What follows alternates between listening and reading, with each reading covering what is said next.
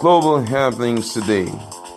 We communicate, we analyze global news. Stay tuned. Hello, beautiful people. Welcome to Global Happenings today. Days back, Nigerians woke up to a rude shock of a military couple that was unwholesomely brought down on their way to their wedding, their marriage ceremony. A lot of outcry followed it. Of course, there have been different dimensions to that story. Some said it was done in an unknown location or unidentified location somewhere in Imo State. The wedding invitation was out, and the white wedding showed that they were supposed to be on their way to Benue. A lot of conspiracy theory followed up.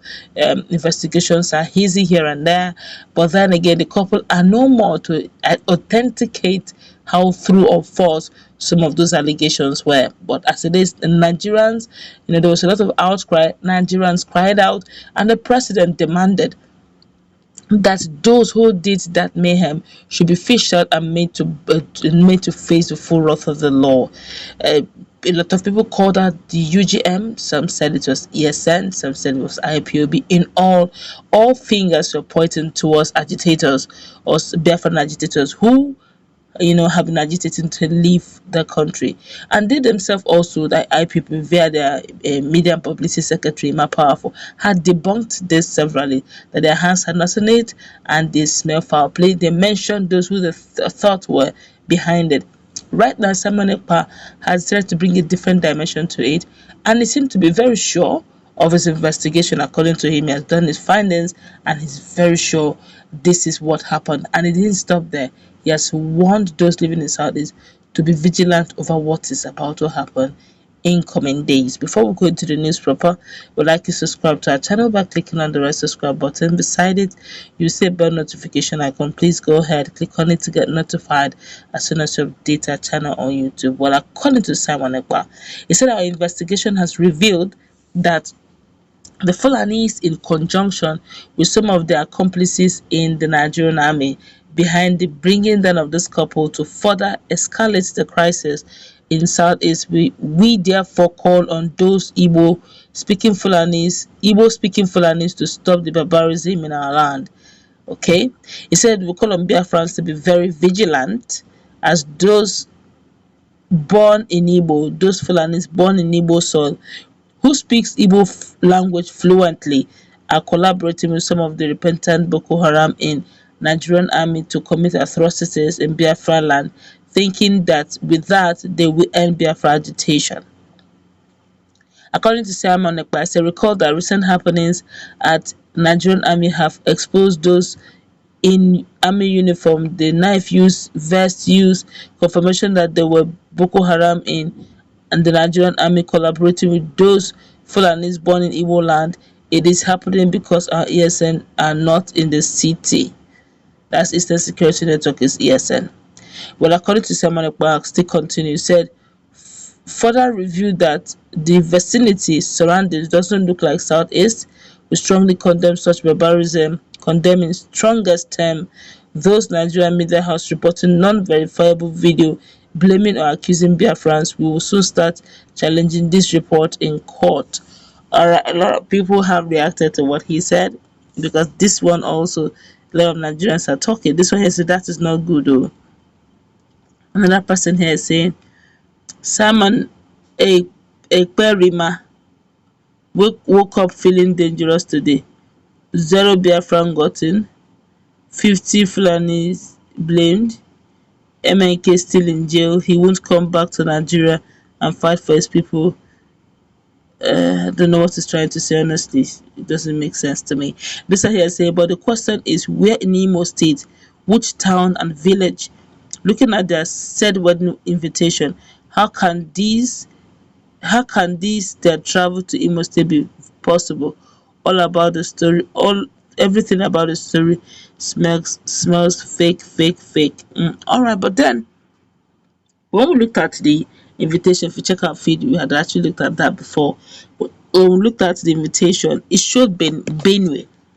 Alright, it showed Benue, and there was no room for traditional wedding. But then again, there's another interview being granted by the bride to be, the sibling, the sister, where he said that there was a 10-year-old child, a boy that was there, or girl or thereabout. But then a lot of people were asking questions. Okay, if there was such a person there, what became of that person? And they were not asking. You keep insisting that it was done in Imo State, or you're sure that it was done, that the person who called her called us insisting that they were in Imo and all that. So, but then the invitation carried Benue, that it wasn't adding up. Honestly, a lot of things are not adding up. But in all, a lot of Nigerians believe that everything and anything is possible in Nigeria. Some persons have been calling out, but then this is not now my personal opinion. How did Simon Ekpa come to the realization that, well, being that it's not adding up, I guess, being he's coming to the realization. I mean, Simon Ekpa now coming to the realization that it is actually Fulani, that who understands Igbo very fluently, having lived in Igbo land a very long time. They can actually speak the language even more better than those who didn't even live in the village.